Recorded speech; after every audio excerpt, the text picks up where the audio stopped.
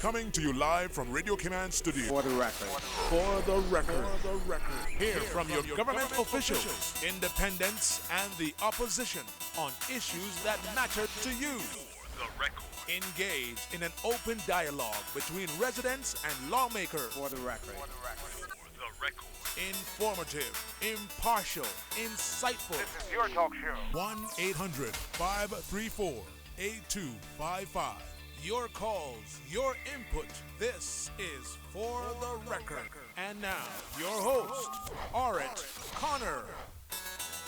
A pleasant good morning to everyone, and thank you for tuning in to For the Record. Today being Friday, the 13th of May, 2016. Yes, it is the 13th, and don't get nervous, don't get superstitious or anything. Just go about doing things the way you normally do, and everything will work out fine. Don't feel superstitious at all. Of course, For the Record is a show produced by the staff and management of Radio Cayman, and it is geared towards keeping you abreast of issues as they arise and play out on the local, regional, and international scene.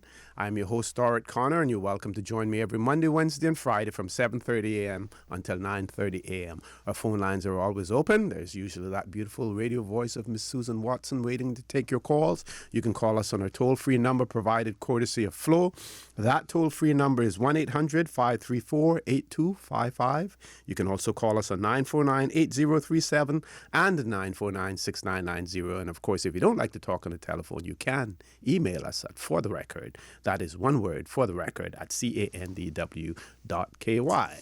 For the Record would not be possible without the support of our loyal sponsors. For the Record is brought to you by Caribbean Alliance Insurance Company Limited. Tomorrow Secured. Call them at 949-9744 or visit them at Alista Towers. Seaboard Marine. With 35 shipping routes, including from Houston, New York, Miami, and Jamaica. Visit seaboardmarine.com for shipping schedules and more. Seaboard Marine, shipping shore to shore. Fidelity Bank, for all your banking and pension needs, call or visit a Fidelity branch today. And, of course, the Cayman Reporter, Caymanian-owned, 100% independent, and 100% free. So, pick up your free copy today, or you can log on to www.caymanreporter.com. Yesterday, I had the opportunity to talk to one of our loyal listeners, and she will know who she is. And she said to me, "What happened to your Taliban? When you're going to have them on again?" Well, the Taliban is here again this morning. One is the Taliban. And that's in a good sense. We're happy to we have reunited Mr. A. Steve McFreel, prominent attorney, and Mr. Christopher Saunders, accountant, political pundit, and all of those other things as well. Gentlemen, good morning and welcome back to For the Record. Good morning, Orit, and thank you for asking me back and for asking my old colleague here, my young colleague, I should say, Chris Saunders. Everybody has been asking me about the same thing. Up to just yesterday afternoon, people were saying to me, what happened to you and Chris? And I says, well, it's not our show. And it really is the opposition day. And so whenever they're not present, whenever they say that they cannot come, you call us and we are there. And anytime you call us, we come running back to your show, because it's a great show and we like to be here. And we want to thank you for inviting us again. Thanks for being here, Mr. Saunders. Yeah, guys, it's great to be back. I actually must admit I missed you guys. My good friend Steve, I've actually been visiting him more time at his office. I don't get to see him on Friday as much as I used to. So actually, those conversations are pretty good too. I also want to wish happy belated birthday to my son Daniel, the youngest one. He turned 9. And I think, good friend Kenneth Bryan, he has declared. So clearly the season is up and running now. So I want to congrats him for being the first out the gate, so. But it's good to be back, gentlemen, and I'm really looking forward to a healthy discussion this morning. Okay, for the benefit of our listening audience, we're going to change the format of the show slightly this morning. As you know, the Premier, as well as the Minister for Financial Services, and also the head of Cayman Finance, Mr. Jude Scott, they were all in London attending the anti-corruption conference that was hosted by the Prime Minister of the UK, a place where there were some fantastically corrupt countries attending as well. And I'm just quoting what the Prime Minister of the UK has said. But I also had the benefit of having a live interview with the Premier this morning because we wanted to shed some clarity on what was being reported in the local papers as far as what Cayman has signed on to, what Cayman has not signed on to. And as we always say here on For the Record, there is no better way to hear it than hearing it from the proverbial horse's mouth. So what we're going to do this morning, and it's going to last about 10 minutes, and we ask you to pay close attention because you will be able to understand exactly what transpired, what the Premier is saying, and you don't have to rely on a second or a third source for it. You'll be getting it straight from him. So we're going to play that interview with the Premier this morning right now. So here we go. Now, Premier, there seems to have been some conflicting reports coming out as a result of the UK's anti-corruption conference that you just attended. And what we would like for you to do is to clarify for the Caymanian public Cayman's position, what it took. We know that we have read some comments in some of the newspapers in the UK regarding your comments and everything else. Also, curious to know, we note that the BVI were not there, and trying to figure out whether or not they were not invited or they chose not to attend as well. Okay. Well, I think I made clear what the Cayman Islands government's position was and would be when we came to London, when I made the statement in the House last week, Thursday, regarding our attendance at the Anti-Corruption Summit.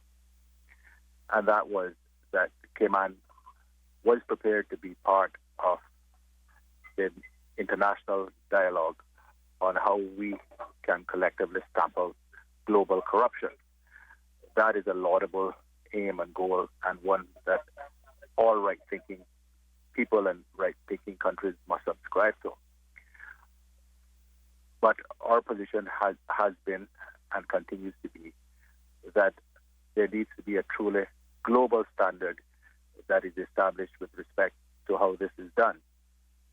And until there is such a global standard, the Cayman Islands would not be prepared to adopt standards which are effectively double standards with one set of rules with respect to the overseas territories, crown dependencies, and smaller jurisdictions, and another standard with respect to the larger metropolitan countries like the United States and the United Kingdom.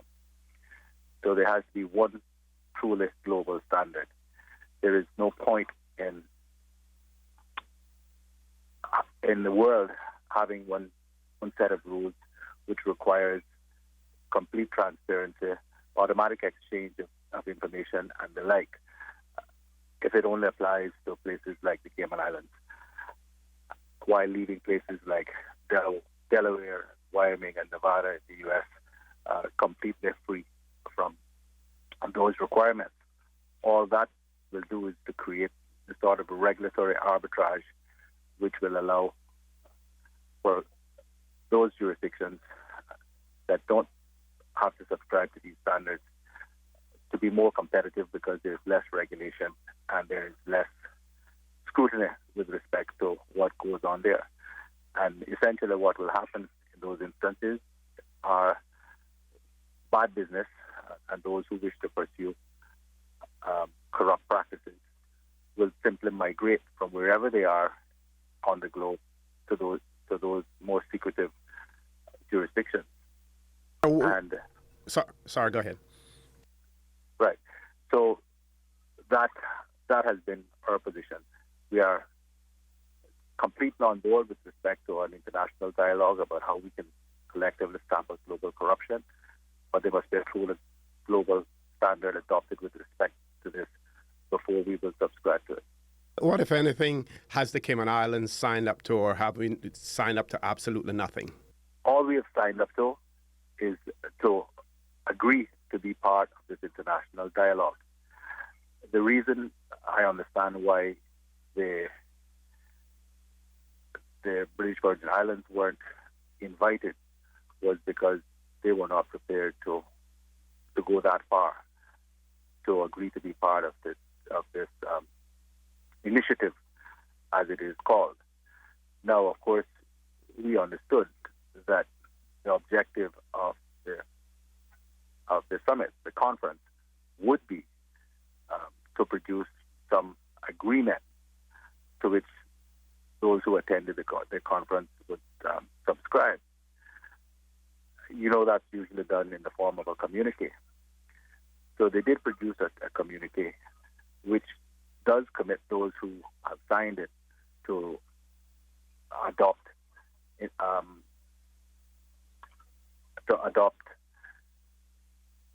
automatic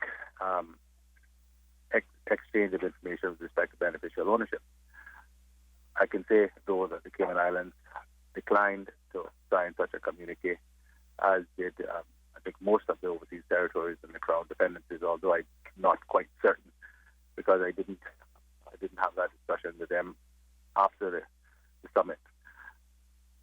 So we have, as I said, our commitment was, and I think, and I believe all right thinking people must believe that it is important that we have, as I'd called it, a seat at the table in developing whatever the new global standard is with respect to stamping out corruption, including arrangements with respect to the automatic exchange of information.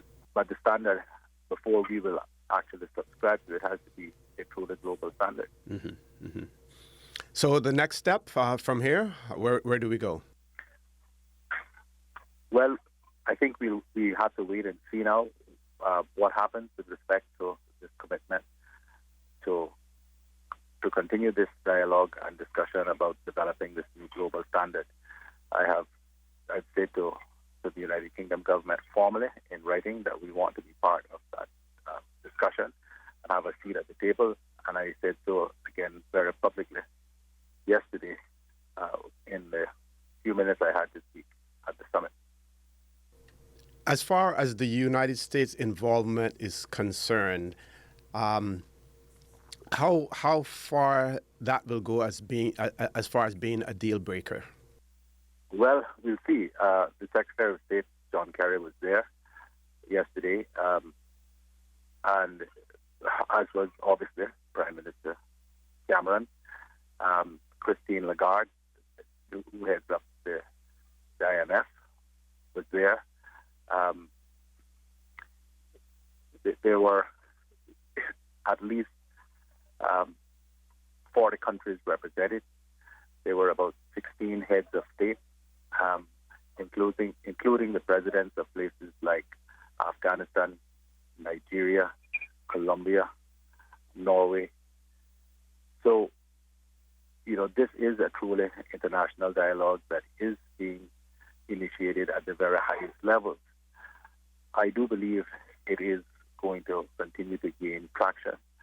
I do not believe that even the mighty United States can be excluded now from the international discussion. Whatever their constitutional issues are with respect to states' rights and so forth are another matter, but I do not believe that it's the biggest, most important democracy on earth, and essentially the leader of the free world can ignore what is now an international call for proper measures which will stamp out global corruption. You cannot do, as John Kerry did yesterday, Secretary of State, condemn global corruption and how it impoverishes some of the most vulnerable nations in the world. You can't, on one hand, say that and then turn a blind eye to what is actually being carried on in your own country. Mm-hmm. Mm-hmm. Okay, any final comments, Premier? No, I think that I've been asked about the feedback up here. Obviously, I got a lot of cold shoulders yesterday after I I spoke. It is it is quite a funny feeling, but I believe that what I said needed to be said, and I was very pleased that the Chief Minister of the Isle of Man, Alan Bell, also said similar things. In fact, he was probably more pointed than I was in terms of calling out the United States. And the press here has really given the position that we have taken collectively, Cayman, Isle of Man, and the other OTs. Seriously, I think probably this is the greatest coverage that there ever has been about what I call the hypocrisy of the larger metropolitan countries with respect to this issue about global corruption. And I had the opportunity, as did Minister Panton, to talk to many of the media, the Times, the Financial Times, the Guardian, the Independent, also the CEO of Cayman Finance, Jude Scott, did a number of interviews on television and with the printed media here as well, the print media here as well.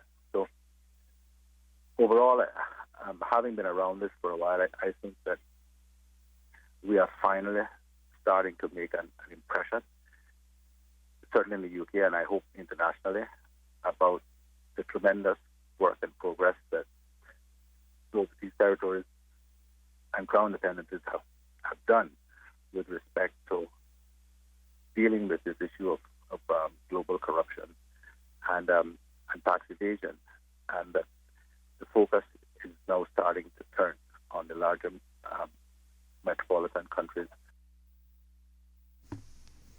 Folks, that was my earlier interview with the Premier. As a matter of fact, he was actually in the departure lounge at Heathrow Airport when we did that interview. We wanted to actually carry it as live as possible, but we didn't want to run the risk of him already being on board the aircraft and missing the interview. So, but you got it from the horse's mouth. Of course, it will be replayed on government TV as well, so you will always get the opportunity to see it there.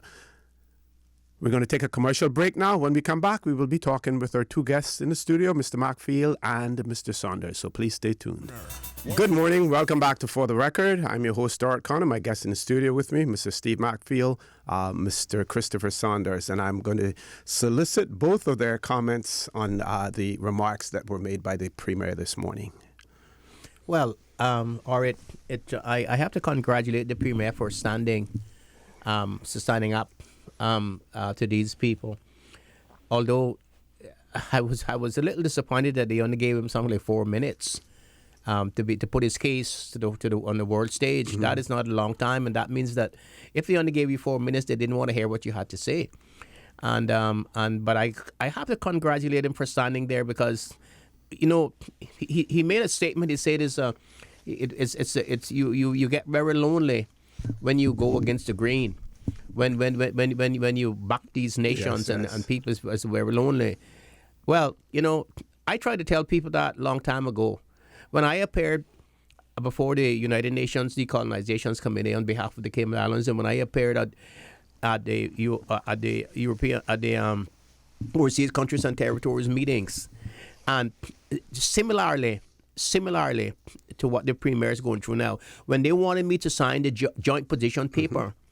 which had all of the things now that are now unfolding about disclosure, about the Cayman Islands becoming an outpost of Europe, about we had to abide by all the European principles and desires and things like that, and I refused to sign it, and everybody else was signing there, and they were looking down on me. I remember the ambassador.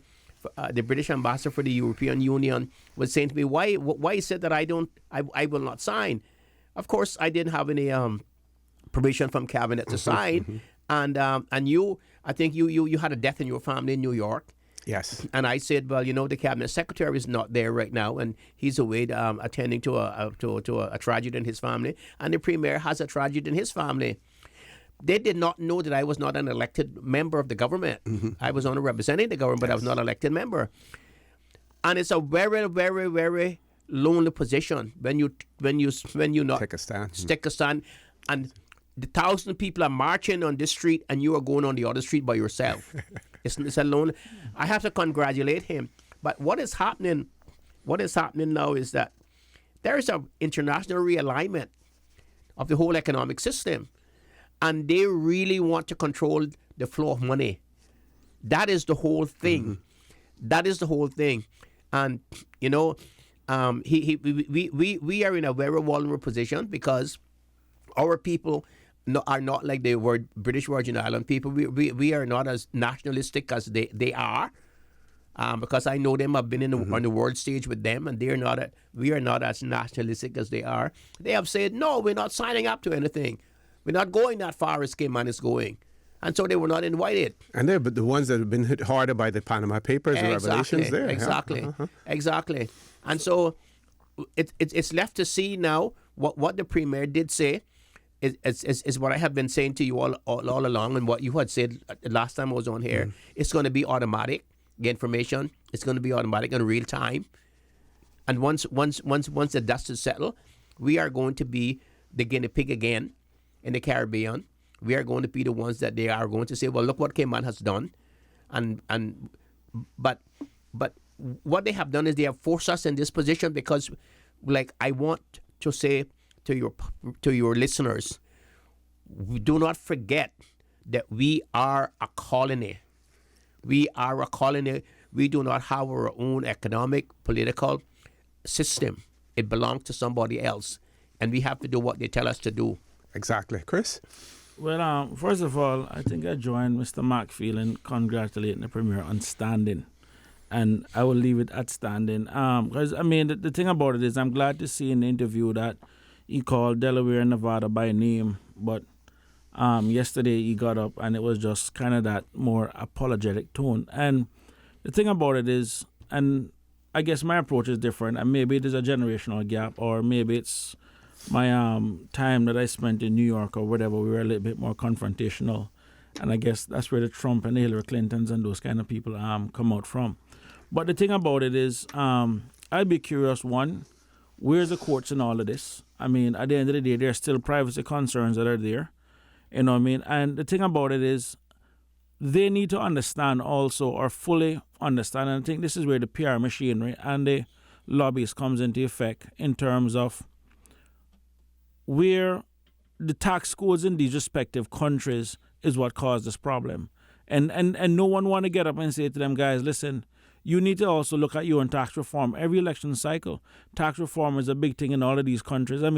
Recently, the UK had the bedroom tax. They charge you for extra bedroom. Yeah, people have got ridiculous with the taxes in these countries. And I've yet to speak to citizens inside of these countries. When you speak to them and you explain to them that, listen, guys, you're overtaxed. And that's why your people that have sense. Couple of weeks back, there was a news article where both Hillary Clinton and Donald Trump share the same Delaware address. And it was you got two contenders for the Republican, for the U.S. presidency doing exactly the same thing. Good morning. Welcome back to For the Record.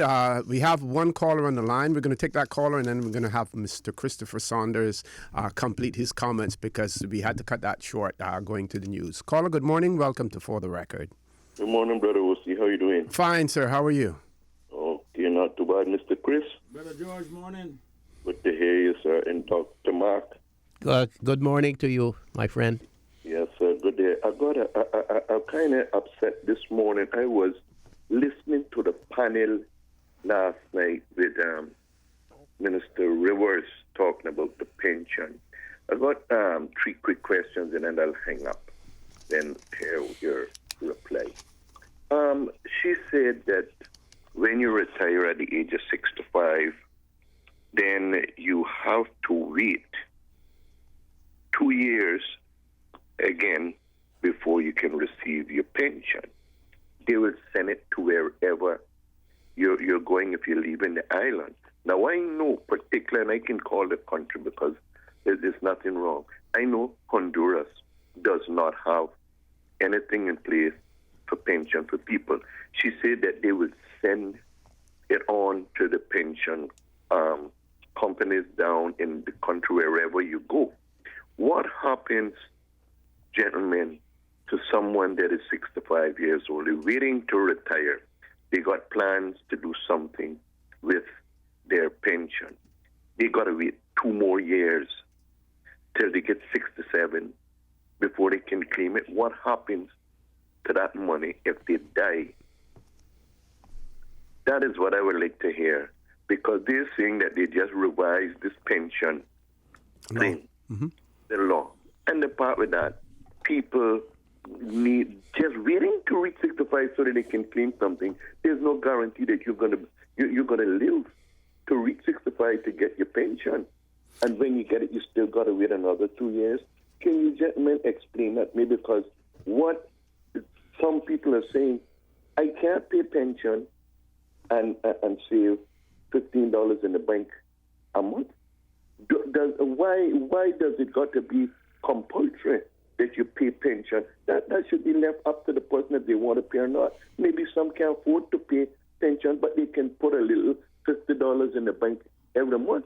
It's the same thing. They can get it when they're ready. So I will hang up and hear what you people say, because a lot of people in Cayman is kind of upset about this pension situation.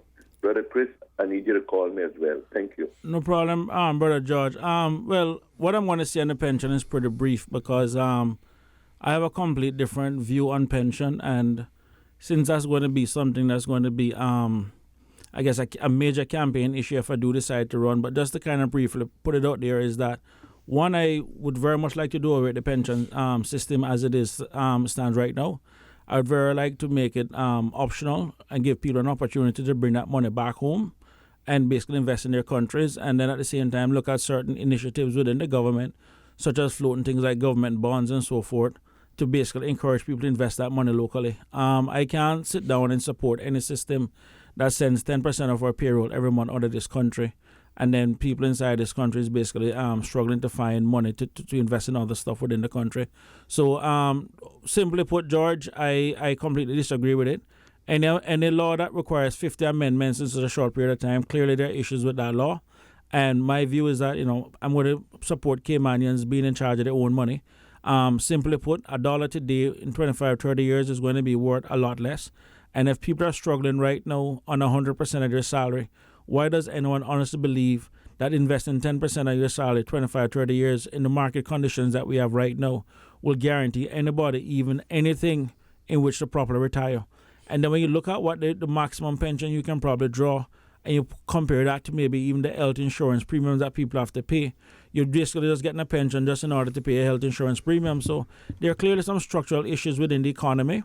And I think this is one of the things where, I guess, I would say us new generation politicians differs from a lot of the older people, and that's just one of the things that we'll be advocating, and that's one of the messages that we'll be taking to the people. Bring your money back home.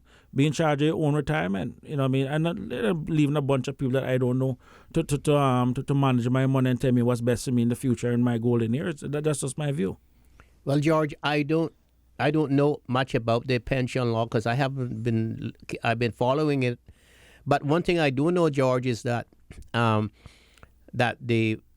of the reasons for the retirement age of 65 is to delay the vesting of the pension for another 5 years. So it would give the government a breather and not having to pay all that money at once to all the people at 60. So the government has 5 years breathing space to find the money to pay you. To wait another 2 years seemed to be draconian to me. I don't understand why once you have reached 65, that you can't get your pension, and then you have to wait another 2 years for it to vest in you. Something is not right. Something is not wrong, and there has to be a reason for that.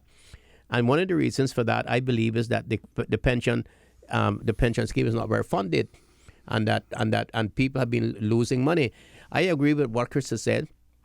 I don't understand why a country has to send their pension money to another country. I know that in America in the 50s and 60s there were a lot of problems with pensions because the pension was loaned to the unions and to the mob and all people like that, and they were using the pensions for all kinds of derogatory things. So the problem is that we have a viable economy here. we have an economy that needs injection of funds and money. I don't see why we can't invest our pension at home and say they're giving it to somebody on Wall Street to speculate in the stock market for us. And then when if you have $100,000 in your pension, then you hear you say when they come back you only have $50,000 or $40,000 and they lost it, and there's nothing you can do about it. Your own money that you give somebody to lose. If you had your money and some guy came and say, go and buy this stock, you would not follow that because you would say, I don't trust the stock market. And you would probably want to put your money in the bank and get an interest on it. Well, we have a lot of things that we can invest in, and that is one of the things that a new government should look in, and new leadership should look in to bring to keep the money on the island and to invest it frugally to develop their own people and not to develop somebody else, and to put commission in the hands of some boy or some girl who's sitting in Wall Street with money that doesn't belong to them, but that really belongs to the Caymanian people. Well, one thing I will say though, I would have, and this is just again my preference, I would have preferred to see the retirement age remain at 60 and become optional to 65 if the employee wants to work. But my thing is that if someone worked 40 years and they can't afford to retire, does anyone honestly believe extra 5 years is going to make that big of a difference? So there are certain structural things that we want to change. And I want my people retiring as early as possible to enjoy their pension, enjoy their quality of life. And what this does by pushing it out, I mean, in some countries, I think they're pushing even as high as 70 when the IMF and all those pushing in, and people don't even live that long within the country. So you want people enjoying their money. I want to see my people out there taking the cruises like they did years back when they cruise all around the place, enjoy a quality of life in their retirement age. Yeah, but that's just when you had the great unity team. Yeah, but you say, well, I tell you what, Mr. Mark, yes. Like I said, we've been working on some really good initiatives, and I can tell you, the pension is going to be one of those big ones. Mandatory take it off for expats. I think that's one of the things that's killing a lot of small businesses within the country. Save those small business people on the pension, So, like I said, it's going to be a major thing on. Well, whether I run or don't run is definitely going to be a major campaign issue. Mm-hmm. Thank you very much for that. Let's go to the phone lines again. We have another caller. Caller, good morning. Welcome to For the Record. Good morning to you, gentlemen. Good morning. Good morning, sir.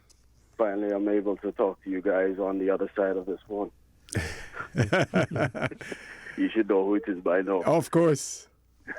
Okay. Chris, you hit the nail on the head. Everything I wanted to say, except for a few things you've just said in regards to insurance. But let me add this to it, and pension. I don't feel that government should make it compulsory for people to pay to any private company. It should never be compulsory for government to require.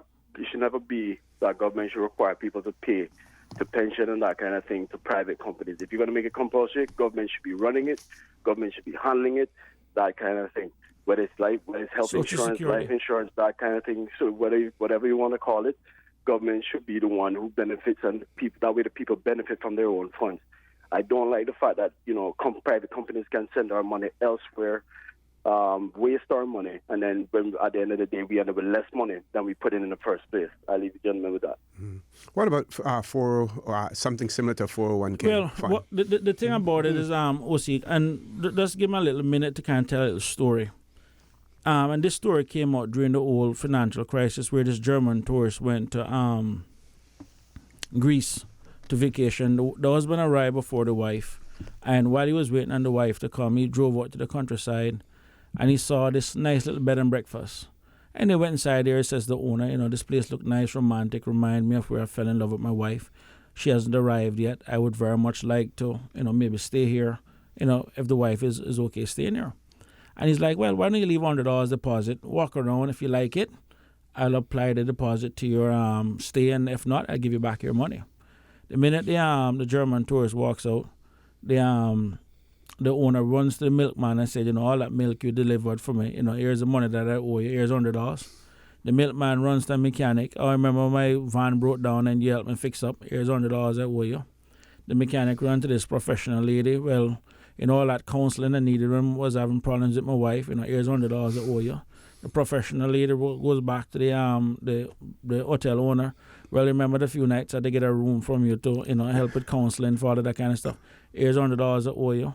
and then the German tourist comes in. There's an emergency. Wife can't make it. I need to fly back to Germany, and he gives him back his money. Now everyone in that circle got paid. But did everybody really get paid because the German tourist took his $100 and left? You know what I mean? And the moral of the story is... And well, the thing about it is that everybody in Greece got paid, but where's the money? And it's the same thing as in Cayman, because we have, and people need to recognize that the way in which our system is designed is that government get their taxes from our consumption. And the minute our people decide, I'm going to start save my money and consume less, in essence, the government is going to go broke. And anywhere in the world, savings or people saving for their own retirement is good. And if you have a system where the people is saving is bad for the government, is bad for the country, something is structurally wrong with that system. And this is the reason why people in Cayman will work, and all they will do is pay, and can't save. The entire system, the structure of the system is broken, and the issues that we have are structural, and we need to fix them. And what we need to start doing is having more initiatives to keep our money in our country. I am glad to see what those and give credit where credit is due in terms of what Winston is pushing with that renewable energy. I want people to be paying less money to CUC, because where the CUC profit goes? All the way to Canada. The banks already all pretty much Canadian owned, so where are the profits going? Back to Canada. So all we're basically doing is spending money here to boost business over other overseas businesses, and that needs to stop. At a minimum, if those businesses are owned by Caymanians, that at least the money stay here for them to reinvest within the country. But we can't keep having people send money overseas everywhere to invest in other countries where our own country basically struggles, and then the government sits down and taxing the middle class, killing small businesses. This whole cycle has to stop. It's insane.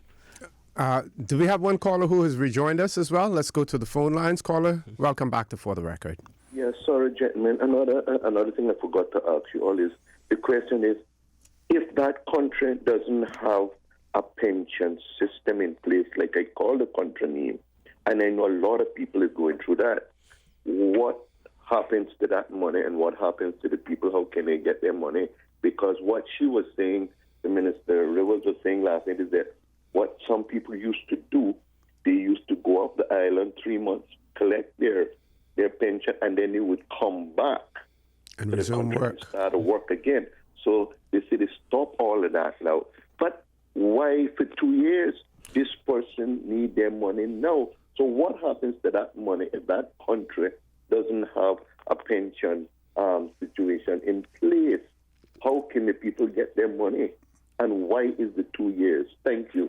George, I can tell you right now, and I'm going to say it, and people may not like it. That is just a ploy to just take poor people money. That is the bottom line. By giving people hoops to jump through to get their money back is something that discourages people. And if someone go back to their country, die or this or that or whatever, these people are going to sit down there, grab fees off of these people money. Administrative fees. And listen, I'm going to tell you right that's now, going to happen. give the people back their money and let the people decide what they want to do with their future. Because what I do have a problem with is, let's just say every one of us have these nice pension plans, and when I go to retire, there's a crash within the financial market, and my pension ain't worth nothing. I'm then going to turn to the government for help.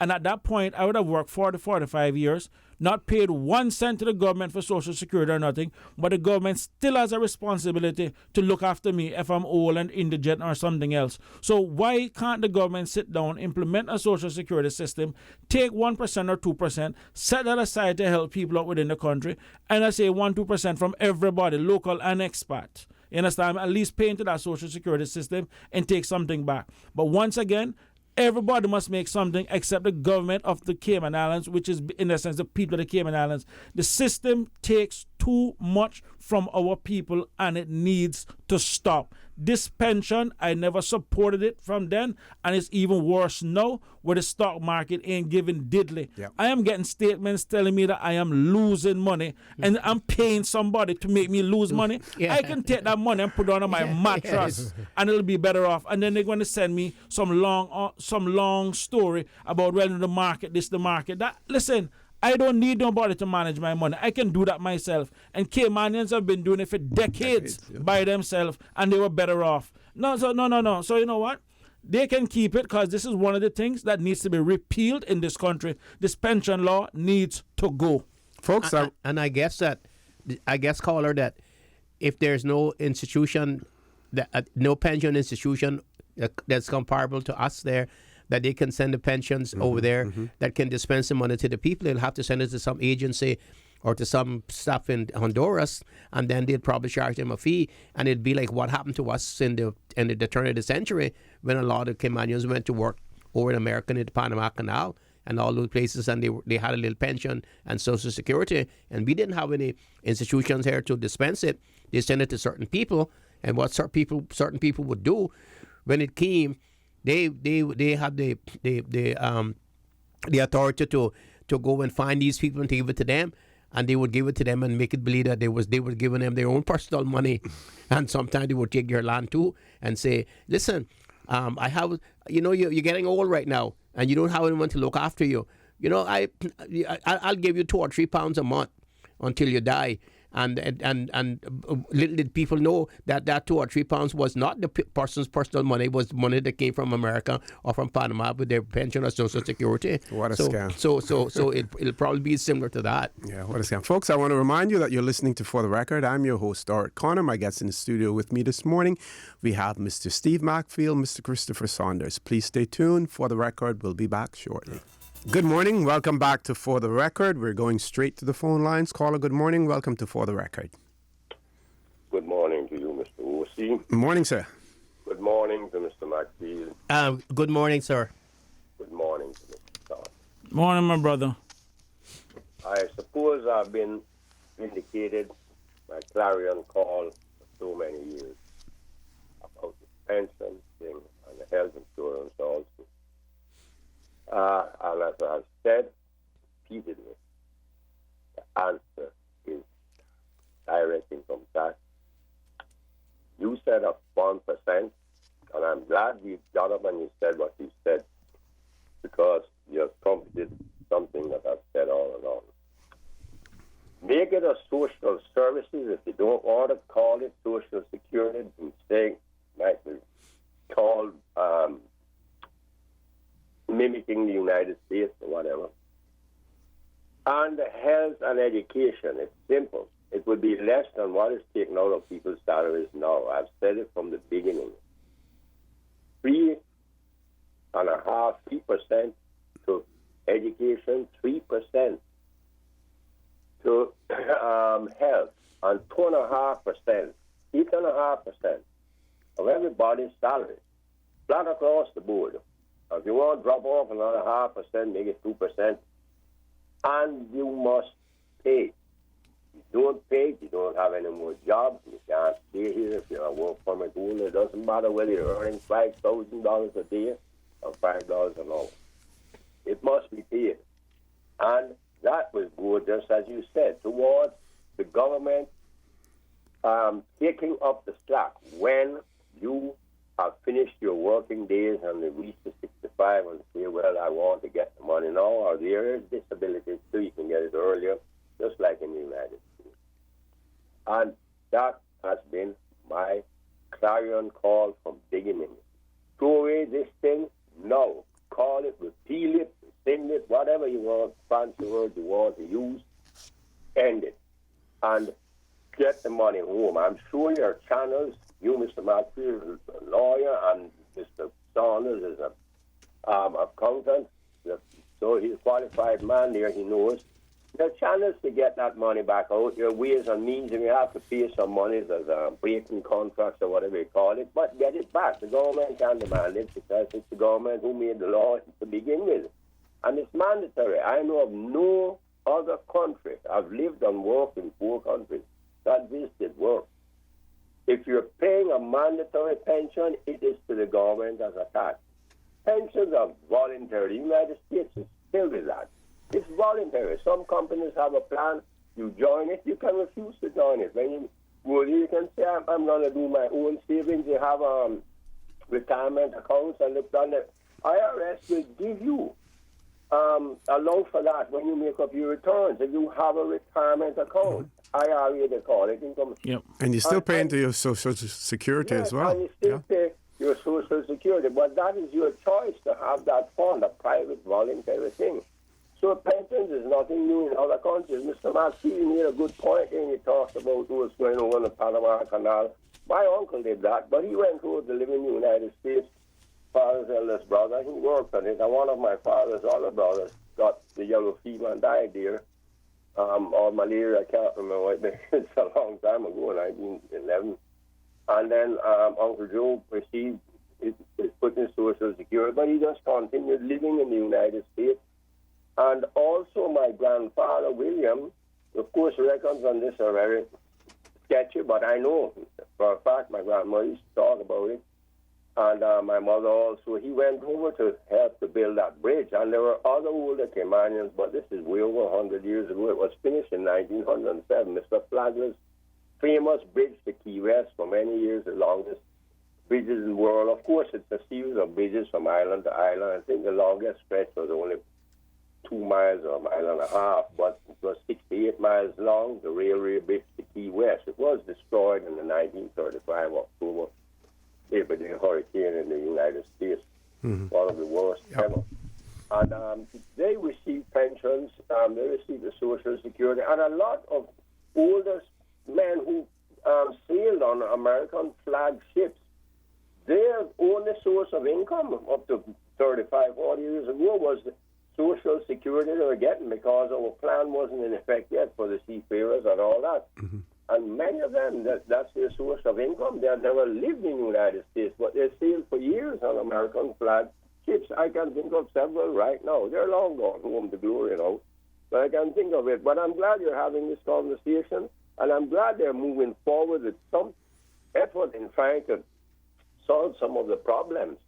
But the thing to do it is have the will and courage to end it, the 17 of them, because I understand that it doesn't seem as if for some reason or other, the speaker being an MLA doesn't really have any vote or something, and that's so confusing. I don't even want to go down that road again. But thank you very much for listening to me, gentlemen, taking up too much time. Thank you very much, caller. Thank you very much, caller. The caller's last point there, I think it is a waste of resources. It is almost, to a certain extent, a waste of a person's vote when you end up selecting the speaker from amongst the elected members of our legislature. Sure, I think. It's a waste of resources. Especially such a small legislature. I can see where you have 300 or 400 people in the legislature or a parliament that you can elect a speaker. Or when you're a dominant party, when you have to have 50 and 60 people as a majority in your party in a legislature, but not when you have 18 people and 19 single member constituencies. And I could see if each constituency has 2 representatives, you could probably get a speaker, but not when you only have one. And I do not understand why they stop the system of bringing the speaker from the outside. It's the best system, really. 20 speakers from the outside. The speaker does not owe any allegiance to any of the people who are elected, and the quicker they get back to that is going to be the better. But of course, politics is not for the people. Politics are only for the special interests. And as long as the special interests control the political system, we're going to have these anomalies. It's like what I call hold my coat syndrome. Let me back my coat. But you say hold my coat. But you say don't let me go here tonight because if I get here tonight, something will happen here tonight. That's what I call the old hold my coat syndrome. Yeah, I've seen it many times. Let me go. But all the time you're saying hold on to me. Yeah. Folks, I want to remind you that you're listening to For the Record. I'm your host, Stuart Connor, and my guest in the studio with me this morning, Mr. Steve Macfield, Mr. Christopher Saunders. Please stay tuned. For the Record, we'll be back shortly, and we will be talking for about 25 minutes straight without any commercial interruption. So please stay tuned. Good morning. Welcome back to For the Record. Mr. Macfield, they're pushing you. They say you for speaker. So we'll have to get on the bandwagon for that for you to be the next Speaker of the Legislative Assembly. Well, it would be something for me to do, another challenge for me. I think I could handle the job. I think I would bring some new perspective to it. The first thing I would do really was to start a educational library at the Legislative Assembly, because I believe that we are the only Legislative Assembly in the Commonwealth, in the world, that doesn't have a library and does not have a place where legislators can go in and research, and to help them with their speeches and their research is ridiculous. The only thing it has is a cafeteria where they can go and eat and put on weight. Let's go to the phone lines. Caller, good morning. Welcome to For the Record. Gentlemen, good morning. It's Quincy Brown. How are you doing? Fine, Mr. Brown. How are you? Okay. Yeah, well, I'm good. And I'm not surprised to hear Mr. Maxfield say that there's not a library in the Legislative Assembly, because for so long, education in this country was not valued. Mm-hmm. It simply wasn't valued. Keep the people in the dark. And it's just what it is. So we have a lot of catching up to do, and that's why I'm so happy for persons like Professor Roy Barden, Professor Christopher Williams, and so many others who are at this time writing and documenting Cayman history. We need more Caymanians to be writing, to document, and have more literature by our own people. So that's a good thing. One quick question. When the premiere was on this morning, I take that was live, or was that a recording? That was a recording, but I had only recorded it about 10 minutes before we came on to the show. He was actually in the departure lounge at Heathrow Airport when I was talking to him. Very interesting, because concurrently there was the premiere on Rooster 101 Cayman Crosstalk this morning. So it was so here I am. I'm tuned into 93.9 because in Cayman Brac, that's Radio Cayman 1, and Grand Cayman is obviously 89.9 FM. So I'm listening to Radio Cayman 1, I'm listening to the premiere, but then on 101.9, Rooster Cayman Crosstalk, he's on there as well. So I was thinking there was a simulcast with maybe a 7-second delay. Well, but that's good. It's good that he's attended this very important conference, rooting out corruption on a global scale with other leaders. But why I've called this morning really is not to talk politics. I leave that to the politicians to do. Oh, Quincy, you're disappointing us. You're disappointing us. I was hoping you'd run too. Well, I can tell you one thing. I'm running all the time. Hopefully in the right direction. But let me say this. It would be good to have a speaker nominated or appointed who is not a member of the PPM or the CDP or the C4C, an independent. I remember the days of Miss Mary Lawrence. Miss Mary Lawrence was appointed. I just look at the United States. We have Paul Ryan, who's a staunch Republican, and he will endorse Mr. Trump at some point. Okay, they're just having initial meetings now, but the Speaker of the United States, Mr. Paul Ryan, will at some point endorse Trump. It's coming. Don't forget that, eh? Good. Another thing, Speaker Boyner, remember when he was Republican himself too. So every speaker you put there, so Mr. Maxfield, who is a wonderful candidate, what's his name? His last name is Barden. He would be a good candidate too. Mr. Norman. Mr. Norman Barden. Mm-hmm. Mr. Norman Barden, Steve Maxfield. The list could go on. You all are good candidates to be appointed. Now, deep in your heart, if you're a UDP, a CDP, a PPM, a C4C, that's your business. But to have somebody running on a party and gets elected and then appointed a speaker, no. It happens. But I don't like to see it that way. I'd rather you appoint someone. Enough said about that. That's just my 2 cents. It's so important that we register for carnivals and register for fishing tournaments. In that, you have mass bands who would want to jump in a carnival, but they haven't paid the registration fee. You have someone with a very nice boat. They want to enter a fishing tournament, but they haven't paid the registration fee. I am pleased to say that there's a lot happening on Cayman Brac this weekend.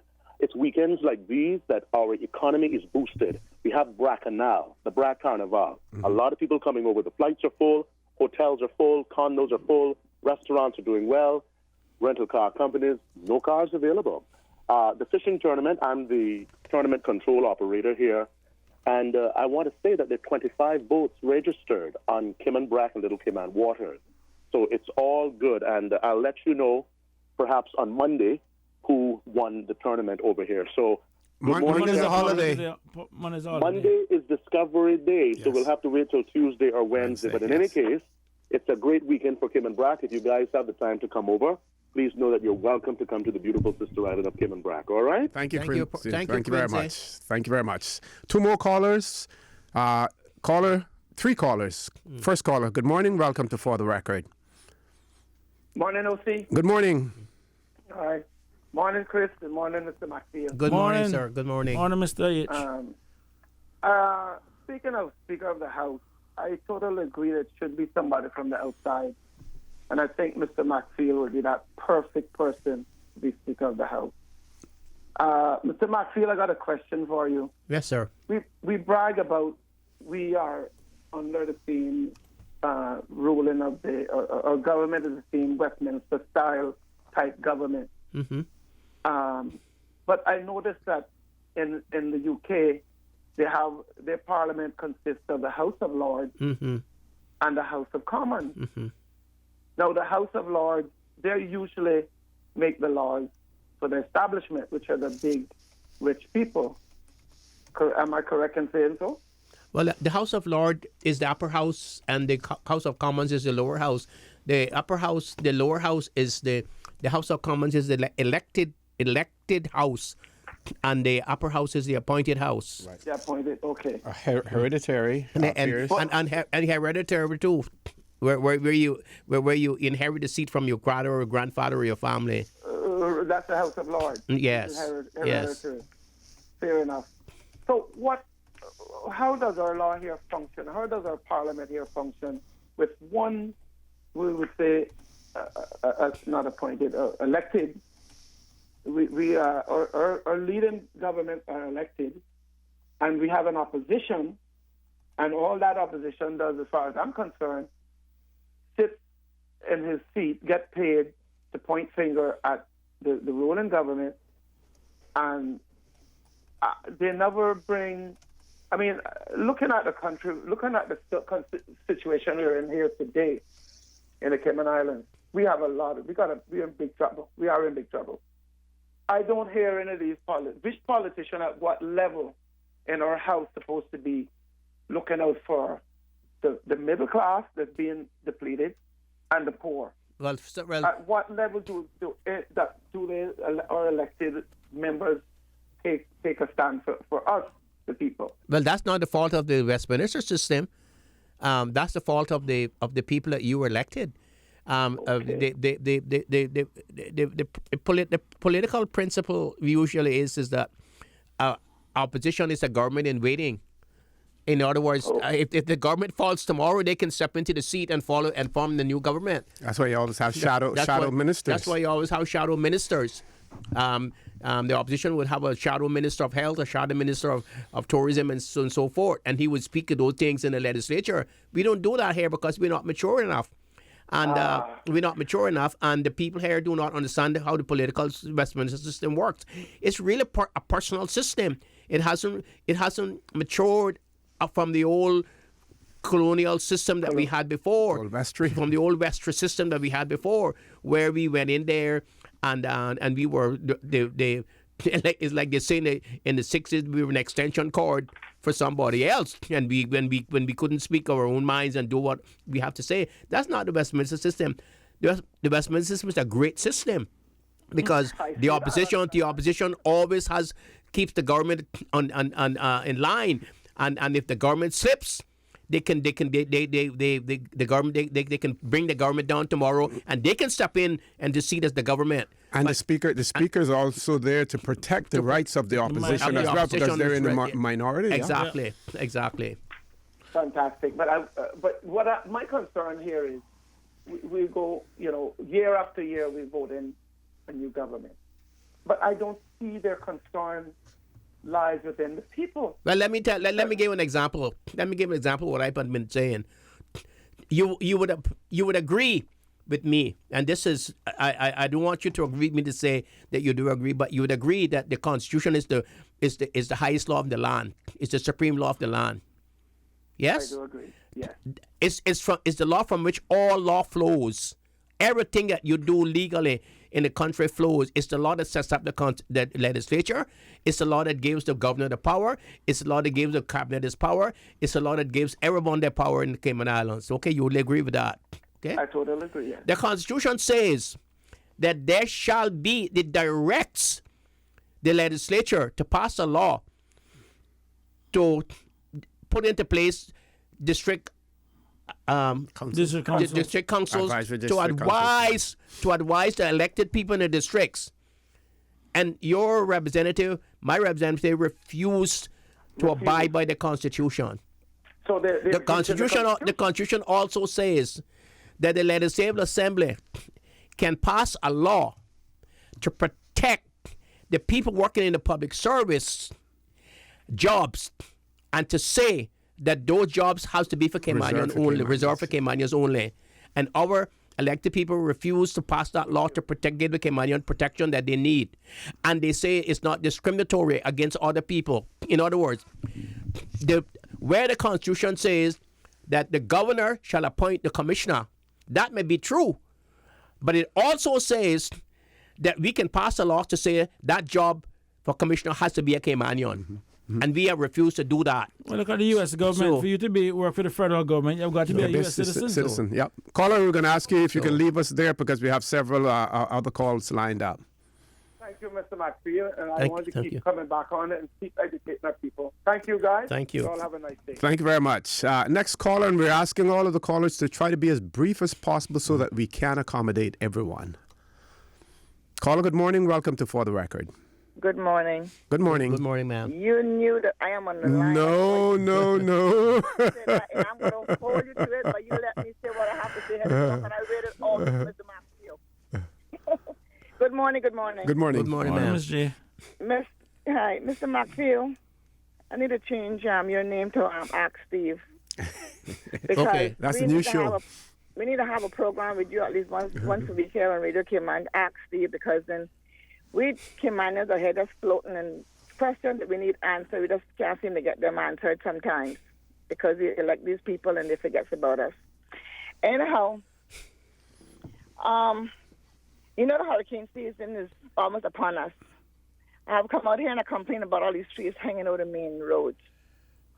That's one question I wanted to talk about when we hang up, about how we're going to go about having these trees hanging out the road to be under control when the season coming up. Another thing, Mr. McField, the lawn service, the blowers, is there anything in the law? You can answer me later. Because if we can bring all these guys here to do lawn service, and we got so many unemployed Caymanians, they got their car, they got phone, they live in here paying rent, and they send them money back to their country. You want to tell me these lawn services can't hire the Caymanian people here who are looking for a job? And that's one. Mr. McField, the taxes, is anything in the law in regards to the taxes that you could kind of like feed me on some, because I'm still young and green out here in this world with this tax business. For example, we have to do a medical every year for our tax service, right? And we got people driving our streets, doing a lot of reckless driving, killing people, leaving them on the side of the road, and much more overtaken on the right-hand side. For an example, I almost got killed last week with the school bus. This week here, someone almost killed me and 3 kids down on Smith Road, overtaken on the left-hand side where my door opens to bring us out to go across the street. I wonder if there's any law in the roads that we can be more protective with this school bus. And if taxi drivers can do a medical every year to get their license updated and renewed, what is it in there for the drivers on the road that are high on drugs, alcohol, reckless driving? I know they can say I'm crazy, but I feel that when you go to have your license renewed, they all should do a medical to see what is in the system and see how the eye vision is at, what medical health they're in. That's another one. OC, don't you go okay, real quickly. No. Now, we have other people lined up, so you have to be real quick. We have spoke about garbage numbers of times. I always say hit the registers for 25 cents because then nobody's stopping throwing this garbage across the main street. Now they're talking about charging people for garbage. We need to get this garbage under control. OC, thank you for your time. Thank you very much, Dave. Thank you very much. We're going to take the other callers and then we'll answer all of the queries afterwards. Caller, good morning. Welcome to For the Record. Morning, gentlemen. Good morning. Mr. McField. Good morning, I would say Dr. McField.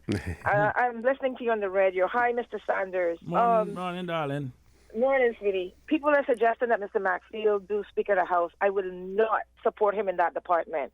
Steve McField needs to be in education department or in labor or somewhere that he can use his knowledge and expertise, because he's a brilliant lawyer, and you all got to remember that I wish that they would give him something for being the first Caymanian lawyer and the oldest Caymanian lawyer that's born in Cayman, because he is a Caymanian, a true Caymanian. I would suggest, I can't tell the government to do it, but suggest to give him something for all of his knowledge that he's known. He's been to schools all over. He's well educated. He can educate the people. You just need to talk to him and sit down 2 minutes and just have a chat with him and listen to him.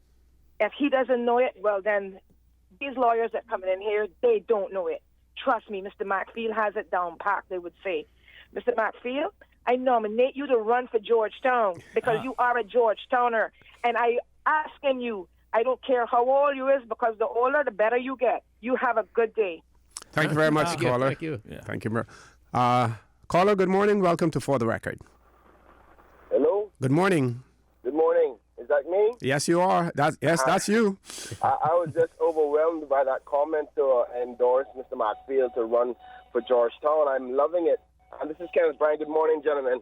Morning, Kenneth. Good morning, Kenny. We're getting some feedback in the background. Just take that off then. Can you hear me better now, guys? Much better. Okay. First off, I want to endorse the element of possibly a run for office with Mr. McField. I think this country would do so well with a representative like himself. I'm not sure if he wants to do that now, but you never know. But in respect to Speaker of the House, Mr. McField, you know how much I adore you, how much I look up to you in respect to you're a family member of mine, a distant cousin. Thank you. I would love to see you as a Speaker of the House. The fact that you said about the library and the Legislative Assembly, when I am there, I'm going to definitely be in need of it. So let the public be known from now, I will be endorsing, if he does not intend to run for office, that he will be Speaker of the House if I'm elected. So if any government would like a support for myself to form a government, they would have to be coming with Mr. Markfield as Speaker of the House. I'll put that endorsement publicly because I respect you that much. The amount of knowledge you have in your head, probably 15 of those persons out there who are advising the government wouldn't have what you have. So congratulations. Thank you so much for continuing to educate us, and God bless you. And I hope you stay around for a lot longer. Thank you. Thank you very much, caller. Any more calls? One more call. Caller, good morning. Welcome to For the Record. Yes, good morning. Good morning. Good morning.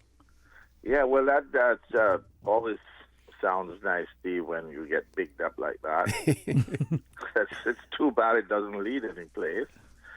I wonder why that is so. I guess that the people who have the power don't know that they have the power, which are the people who have the votes, right? They should be able to have changed your situation in this country a long time ago. Mm-hmm. Unfortunately, I guess that something must happen when the actual election campaigns begin, that everybody seems to change their mind about the qualities of people, whether or not that is the old rum bottle or whether that is the new turkey or what that is, but people seem to make their mind up one way before the campaigns begin, and then when the campaigns start and end, they have made up a different mind.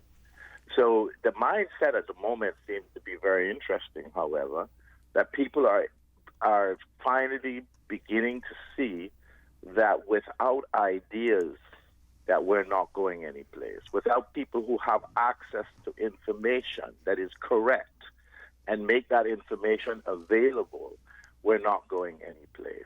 The problem that we have in the country with the government is that there's always a censorship of information and ideas in this country, which means if you're not being favored by people and the government, regardless of what you have to offer, it is rejected, it is censored. I'm always amazed by the fact that the country has so many contradictions and so many difficulties in terms of trying to understand the challenges which we face today. But nothing is really being done to develop a forum whereby we can arrive and agree at certain directions for the country that will be beneficial. It's unfortunate that this whole idea of beneficial ownership and secrecy and privacy has been confused, and semantics has been used to actually erode our sovereignty and erode our original tax or no tax system that was based upon our isolation and poverty.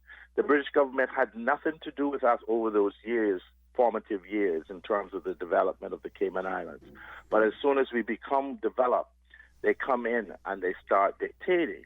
Now, when Mr. Panton says that Cayman is giving up secrecy, but privacy is still there, what is privacy and secrecy?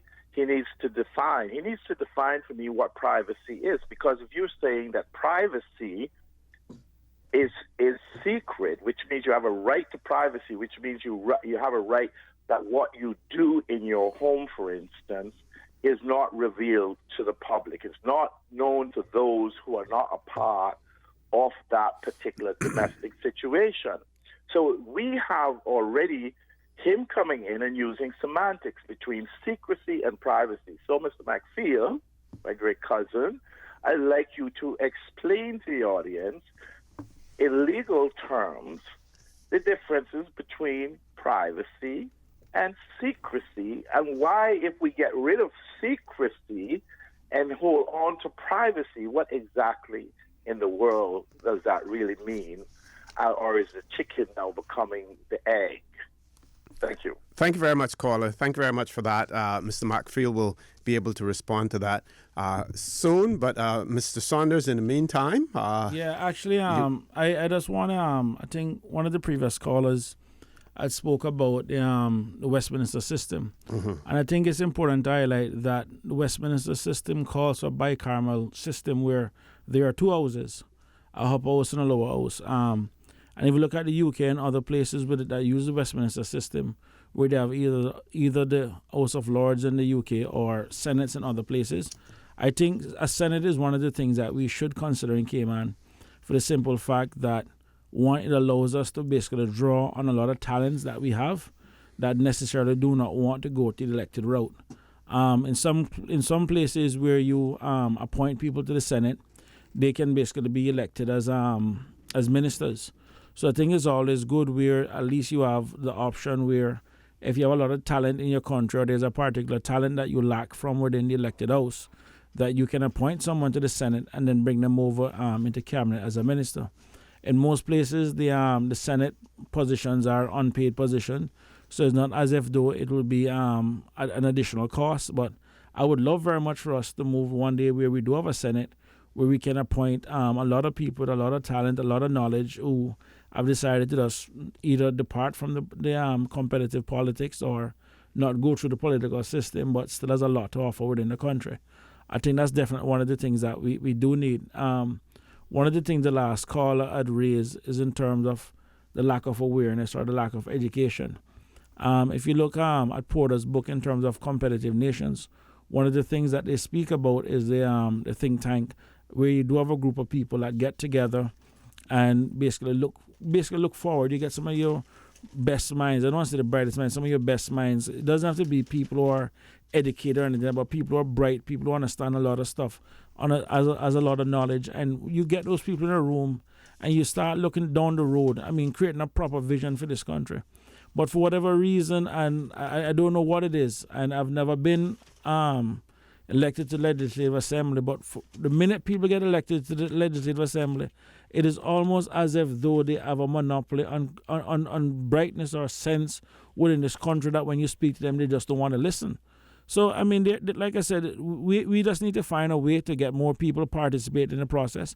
I completely support the district council. I would very much love to see the district councils even going a bit further, not just from an advisor standpoint, but also be in a position where you can give them an annual budget for the year based on either the number of cars registered or any hours and stuff, and give people an opportunity to even take care of the roads within their neighborhood and so forth. I think that'd be a good breeding ground for a lot of future leaders within the country, where you can start out at a local level looking at something a little bit smaller and then working your way up. But either way, we just need to get more people to participate in the process. And that's one of the things that we have been very poor on in terms of managing our talent and creating a vision for this country and looking down the road. Okay. And for the lady who called in about the taxes and stuff, I think, ma'am, what we need to do is to enforce the traffic law. We have a very comprehensive traffic law that's not very old. I think it was revised about 2 or 3 years ago. And at one time, we had a traffic department that regulated traffic, even when we didn't have so many traffic lights set up. What we need to do, we need to get back to the basics of policing the road. For one, I cannot believe the lawlessness on the road in the mornings and in the evenings and stuff, especially at rush hour. The lawlessness. We need to get back to the basics. We need to reestablish our traffic department and to have our traffic policemen on whether I would prefer them to use traffic bicycles because it's easier to get in and out of the traffic. We need to make sure that the taxis are properly the taxi drivers are properly qualified. I agree with you that they should have their every year they should be able to have their tests. I go through it every year. But she's questioning if the taxi drivers are expected to do it, why aren't the regular motorists as well? I know in some jurisdictions, for instance, you have to take that division test. Yes. Every time you go to have your license renewed. I take it every year. Every January, February, I take it every year, and that should be compulsory too. That should be compulsory too. As far as I think she had another question. Had to do with The trees. The trees hanging on the road. Yes. But I think the most important, the really important one had to do with the employment, these lawn services and the employment of Caymanians, where they're bringing, unskilled expats. Why can't we employ, some Caymanians here? Well, the other question that I would, or what I would put to that would be, we need more Caymanians to start more businesses and employ them. Yes. Now, we don't know now when they do that, whether or not the reality will hit home, and then they will discover why, for economic and financial reasons, they hire expats as opposed to seeking to hire Caymanians. Then the reality and will you'll hit home.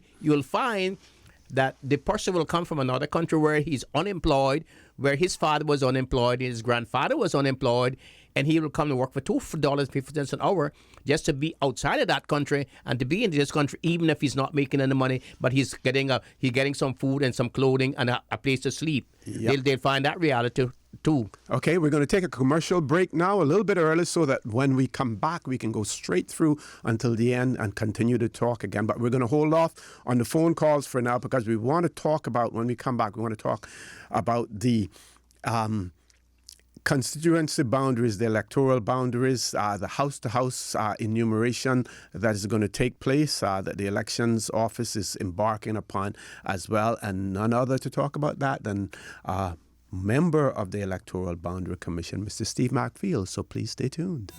Good morning. Welcome back to For the Record. We have an email from one of our listeners, and she says that she's from the district of Bordentown, and she does support all the good recommendations made in regards to Mr. McField, especially those of the last female caller asking him to run for Georgetown. But she also says, but to say we got to lock horns because we're going to end up locking horns because we want him to run in Bordentown. So how are we going to share him up? Oh, that's good. Yeah. They have to clone me then. Yes. Okay. We see where the supervisor of elections has announced, and we were fortunate to have him as well as one of his deputies, Ms. Sheena Glasgow, on the show with us here on the record on Monday morning. And he talked about a concept that we used to have in the Cayman Islands before, up until about 1996, house-to-house enumeration. Mm-hmm. Now, one of the reasons that it's being done this year is to ensure the accuracy of the electoral register when it comes to making sure that people are placed in the electoral constituency to which they should be, which is the one that they're residing in. Well, when I heard that announcement, I was so happy because I was always pessimistic that it was not taking place, it was not happening. I was very happy with that announcement because that's the only how we're going to have an accurate registry of single-member single-member constituencies. The remunerating officers now have to go house to house to make sure that when you say you live at 6-1 Down Street, that you live there, and that you're not living in East End, Down Street in Georgetown, and you're not living in East End in some other constituency. Because that is very important, that you have to vote in the constituency in which you live. And you have to vote in that geographical boundaries in which you live. And that's very important because we don't want to have duplication. You don't want to have a person living in one constituency and voting in the next constituency. I really applaud the supervisor for elections for getting on the ball and for implementing all the recommendations that the Boundary Commission made. It's so enlightening for me, and I'm so happy, Arit, that you are there now, helping with the training and advising. I was sometimes I was saying this is not going to happen, and people come up to me and say, is this really going to happen? Are we going to have single-member constituencies? Are we going to be voting in the next election under the old system? And I would try to tell them I don't know really, but now I'm sure that it's going to happen. That's taking place. Before you come in, Chris, the supervisor of elections also recognized the tremendous task that has to be undertaken in regards to education of electors, because there are many people who still don't understand that if there's a candidate that they wish to vote for, that candidate must be nominated in the constituency in which they reside. If he's nominated in another constituency and they live in a different constituency, they can't vote for him. Chris? I don't understand. I mean, it's like a menu. There's a list of people out there, and you basically just mark an X for one. I mean, people are marking 4 X's or 6 X's before, and I don't think it's rocket science to say to them, well, they can only mark one now from the list of menu that you have. So, but I'm glad to see that there is some movement. I myself was a little bit skeptical that this government would have go through with it. So, kudos to Mr. Eden and company for at least taking a stand and delivering on that election promise. And I think overall it's going to be better for people. I think it's going to be better for the country. More accountability and everything else. So I personally prefer it.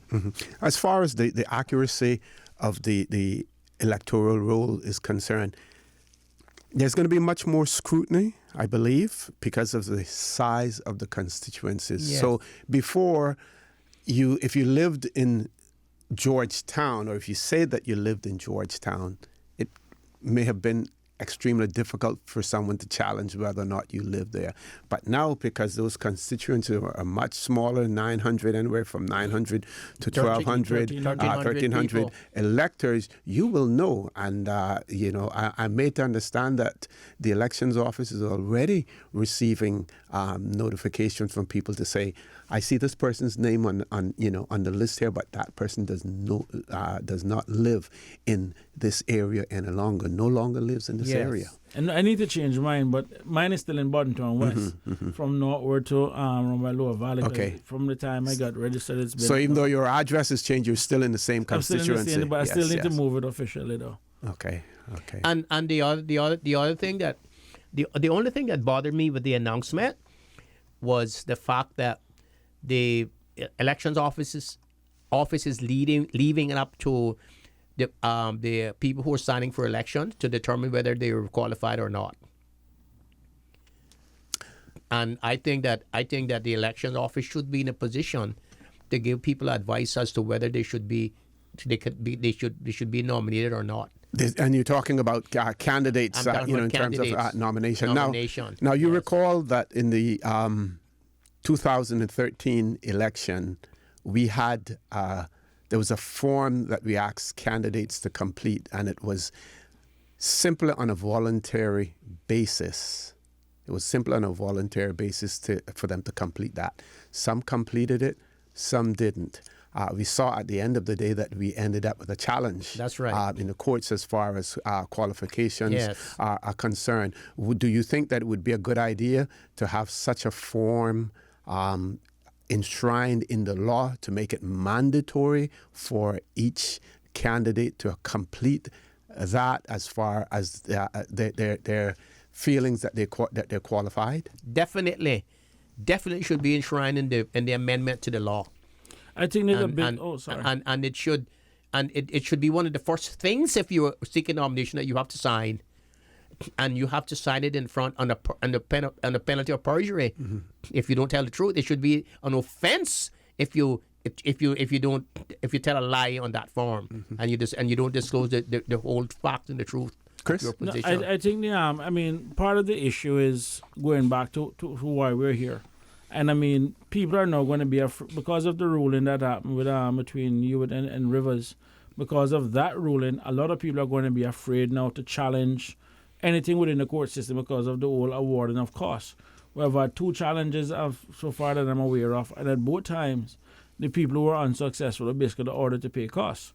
Now, within any democracy, that is something that is going against the old checks and balances, and I believe at a minimum, where there's a legitimate challenge, I think that is something that should be set by the court, and people not being fearful of, if I lose, I'm going to get sued and have to pay all of this kind of money. I think that was a poor day in our democracy. Mr. Macfield, sorry. So that's all right. Off the air, we were actually talking about that this morning, and you may want to share your views with our listening audience, Well, my view is that it's a bad decision, very, very bad decision. In every Commonwealth jurisdiction that has this provision in their constitution, and nearly every one of them has it. Even when we did not have a modern constitution, we had it. Mm-hmm. That says you're not eligible to stand for office if you owe allegiance to another country. for foreign power or state. And the way to demonstrate that you owe allegiance to foreign power or state is if you carry the other foreign power or state's passport. Mm-hmm. That is how every court has defined your allegiance to another foreign power or state. If you carry their passport. And how did our court and their court rule, if you carry their passport, if you travel on it, then you allegiance to that foreign power or state. Our court rule that is not so, that the passport is only a means of identification. The other disqualification is that you have to be present. You have to have your presence in the Cayman Islands. For resident, mm-hmm. You have your not resident presence mm-hmm. in the Cayman Islands, not less than 400 days within the 7 mm-hmm. years before the nomination yes. day. There are 4 exemptions. 1, if you're working on a ship, and that was because of the seaman. Mm-hmm, mm-hmm. 2, if you're working in the airlines. Mm-hmm. 3, if you're a patient in a hospital abroad. Or 4, if you are attending a recognized institution of learning. And in the case that we had, the person was not here for 400 days out of 7 years prior to the nomination, but the person was working as a solicitor in London and paying taxes, and the court found that the company she was working with bring people in to lecture to them now and again, refresher courses, and the course found that was an institution of learning. Okay. Now also, and that case now is not settled, because that case is not settled because when you look at the chairman of the Constitutional Commission, they have 32 amendments, 32 places that they say the Constitution should be amended, and one of them was Section 61 and 62, which is the disqualification of candidates in an election. So that case is not really settled. Mm-hmm. And the reason why the case has not been settled is because the nature of our Constitution and our elections law that says that once the election court makes a ruling that cannot be appealed to any higher court. But in every other jurisdiction, it's not left to the Constitutional Court to be final. The finality is the Court of Appeal. You can go to make it final, mm-hmm. but it's not so here. Whatever the Grand Court says happens, and you cannot challenge it in the Court of Appeal in our court. That is not so in every other jurisdiction. You can go to the Court of Appeal now to get your remedy if you feel that the Grand Court was wrong. Okay. So that should, for me, that should be an amendment in our Constitution, and there should be an amendment in our elections law that the Court of Appeal is the final court as to whether a person is eligible or not eligible to stand for election. Or has been validly elected as a result of it. Yes. We have one caller who has rejoined us. Two callers. Let's go to the phone lines. Callers, good morning. Welcome to For the Record. Please be as brief as possible. Good morning. Good morning. Good morning, Chris. Good morning, OC. Good morning, Dr. Steve. Good morning. George, evening. Just three little things, Mr. Moderator, and I'll be off. I like the idea, and I've always subscribed to it, that your representative should be living in your district and should be accessible to you. And really, this new ruling or this new thing where in your single member constituency, that's where you should stand. Because I believe that your MLA in the morning when he wakes up, if someone is crying because of a loss of a loved one or any problems, that MLA should be very aware of what's going on within he's a constituency, and the only way of doing that is if he lives within your own boundary. I want to see a system where in the evening when you want to stop by your MLA house, have a cup of coffee because he has done a reference letter for you or sign an agreement. You know, he can keep it at his house.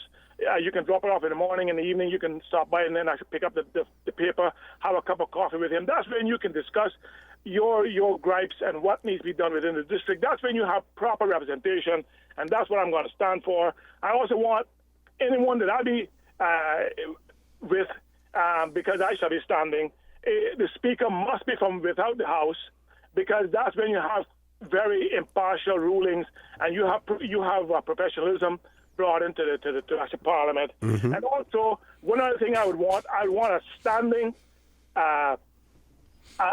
committee or a standing office funded by government, which would be solely used to inculcate, educate, and disseminate all information, pros and cons about self-determination and how we could move to better manage our own affairs and the pros and cons of that. And that must be funded by government. It must be supported, and the people must be educated and stop living in fear about this word independence. Mm-hmm. We have to get over this hurdle, and we have got to start to paddle our own canoe. And going into 2017 and beyond, the best days of the Cayman Islands are ahead of us. I want to be a part of that, and I think we need to be educated. We need to stop living in fear, and we need to arrive at the station where we're going, knowing that we got there together in unity and be stronger than ever. And by our own navigation. George, you running in Savannah? I don't know yet. Can you live Savannah?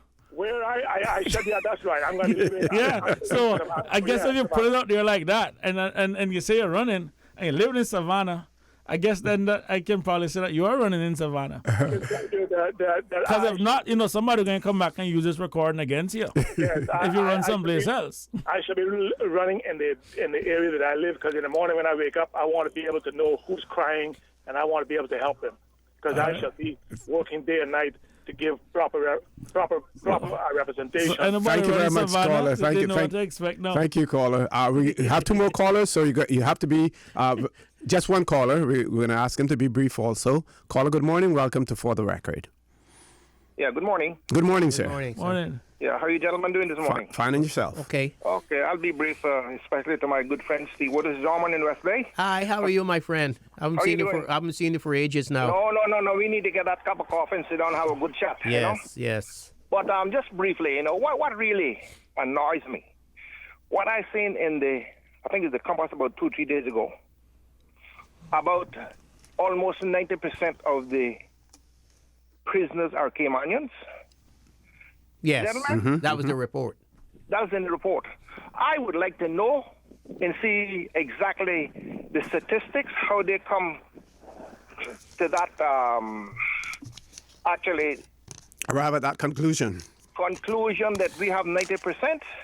And another thing, when we're talking about the Constitution, These people that I hear calling themselves Caymanians, if I will repeat as long as I live, I go to any other country, I can only become a citizen. I will not be a U.S.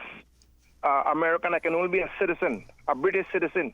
They call well, you're not a natural born. Yes. But you once you're naturalized as a citizen, you enjoy all the rights and privileges except in the U.S. where you can't become president. Well, even if you enjoy that, that still doesn't make me American, okay? And this is what irritates me to the core. I bet you if that was something good, they wouldn't have printed about the Cayman Islands. No. And these people need to be put into place. We need to stand up for ourselves because I am sure there's no 90% of the Caymanians in prison are real Caymanians, but that's just a scapegoat to give us a black name. However, I'm not going to keep on the show, but I just thought I would pass that on because that is impossible. That is not right to do the island blackmailing us like that because I know for a fact that, when I say a fact, that is not a correct figure. But they put anything in the paper just to sell the paper or make the Cayman Islands look bad.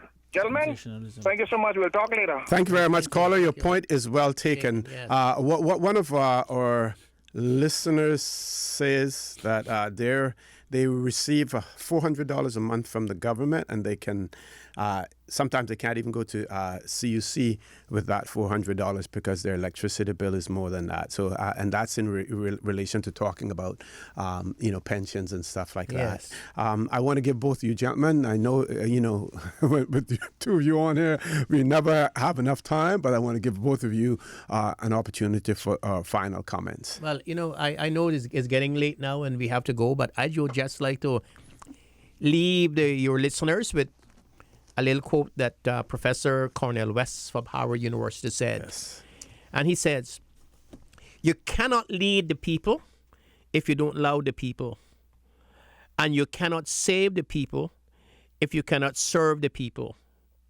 And he says, we have to recognize that there cannot be relationship unless there is commitment, unless there is loyalty, unless there is love, unless there is patience, unless there is persistence. I would just leave that with your listeners to this long weekend. Very prophetic, very prophetic. Mr. Saunders. Yeah, guys, thanks very much. And it's great to be back. I actually missed you guys. I just want to leave and just say to people, listen, I know things out there is rough. A lot of people are struggling to make ends meet, just living paycheck to paycheck. That is something that more and more I've become aware of, and literally I get 2-3 calls a day pretty much on the same issue. What I want to say to people is that we have reached a turning point in our society, in our own development, where we need to make some structural changes to the way in which we work and live within the Cayman Islands. I think the system is broken. I believe that what we're doing is unsustainable. People literally be working just till the day they die, and we have some hard decisions that we'll have to make. But ultimately, any decisions we make must be what's in the best interest of the Cayman Islands and also what's going to improve the quality of life of people. Mm-hmm.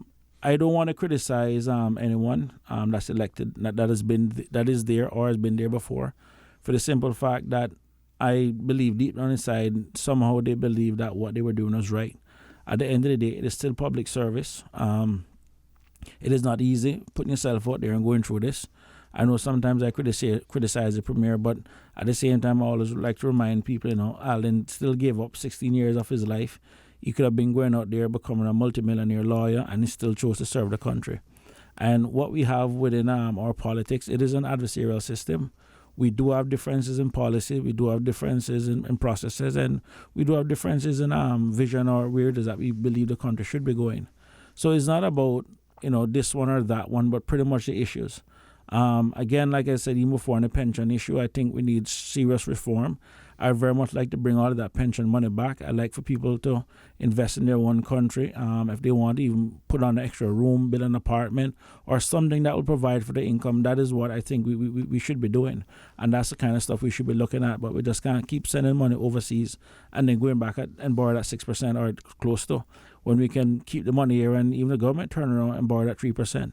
Over 10 years, the government saved $150 million, and over 10 years, we have invested $150 million worth of interest in our own country. So these are the kind of out-of-the-box thinking that we need to start looking at. How do we basically make our people's lives better, and how do we keep our money in our country? You know what I mean? And I'm going to say to a lot of people, you may not like it, but it's not going to be as easy to work in the Cayman Islands and even send your money away too. I mean, we're going to put policies. Well, if our group gets there, they're going to be challenged in terms of, you know, kind of to disencourage you or discourage you from, you know, not investing in the Cayman Islands, but in other words, kind of encourage investment in our own country. So it is out there, but we just need to make some changes. But our people just can't be living paycheck to paycheck. You know what I mean? And another thing that we need to tackle, OC, next time we're here, is these land valuators that go around and wiping out people's equity and the value of people's property and all that kind of stuff. That has become a big thing. That is wiping out people's equity. That's wiping out people's investments. There are a lot of different stuff that we need to start looking at. But that's my time for today. Thank you much. Y'all have enjoy a wonderful long weekend, and, you know, till we meet again. Well, gentlemen, I want to thank you again for being a part of For the Record. I want to thank our listening audience for allowing us into their homes, into their places of work, into their vehicles as they traverse the roads of the Cayman Islands. I want to thank our sponsors. For the Record is brought to you by Caribbean Alliance Insurance Company Limited. Tomorrow Secure. You can call them at 949-9744 or visit them at Alista Towers. Seaboard Marine with 35 shipping routes, including from Houston, New York, Miami, and Jamaica. Visit seaboardmarine.com for shipping schedules and more. Seaboard Marine, shipping shore to shore. Fidelity Bank, for all of your banking and pension needs. Call or visit a Fidelity branch today. And, of course, the Cayman Reporter, 100% Caymanian owned, 100% independent, and 100% free. Pick up your free copy today or log on to www.caymanreporter.com. And there, in today's paper, you will also read an accurate account of what was said by the Premier, the Honorable Alden McLaughlin, in the United Kingdom, and any issue as to what he has signed on to or what he has not signed on to. You can read the article in the Cayman Reporter, which is quite accurate in what is said there. I also want to remind you that we are our brothers and our sisters keepers. There is always someone out there who's less fortunate than we are, and I ask you to extend a helping hand to them. If you can't do that, then I suggest you donate to a worthy charity. We always want to consider those who need, not necessarily those who want. I also want to encourage you, if you are not registered as an elector, please get yourself registered. If you are registered, and ensure that you're placed in the proper constituency in which you reside. You have a democratic right to cast your vote. It is a right. It is a privilege. It is a right and a privilege that we enjoy that many other people do not enjoy in some countries. So please don't take it for granted. Get yourself registered. Ensure that you are properly placed on the register of electors as well. I also say to you, continue to listen to Radio Cayman, your radio station. Join Sterling Dwayne Ebanks at 12 noon for a talk today. There will be no For the Record on Monday, as Monday is a holiday. So I say to you, enjoy your weekend, and may God continue to bless these 3 Cayman Islands.